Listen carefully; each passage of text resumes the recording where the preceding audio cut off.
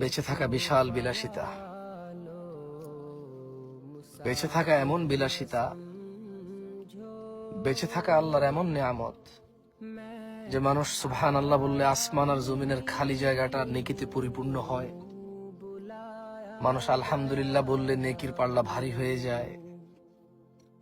বেঁচে থেকে মানুষ আল্লাহুম্মা সাল্লি আলা মুহাম্মাদ দুরূদ পড়লে 10টা নেকি হয়, 10টা গুনাহ ক্ষমা হয়, মর্যাদা বৃদ্ধি হয়,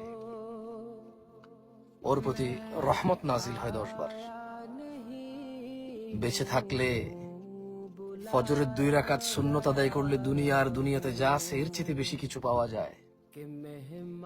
বেঁচে থাকলে ফজরে 2, জোহরে 6, মাগরিবে 2, ইশায় 2, মোট 12 রাকাত সুন্নতে মুআক্কাদা পড়লে আল্লাহ সুবহানাহু ওয়া তাআলা জান্নাতে ঘর তৈরি করবে। যে ব্যক্তি প্রতিদিন 12 রাকাত সুন্নত আদায় করবে তার জন্য আল্লাহ একটা করে ঘর নির্মাণ করবে। সুবহানাল্লাহ।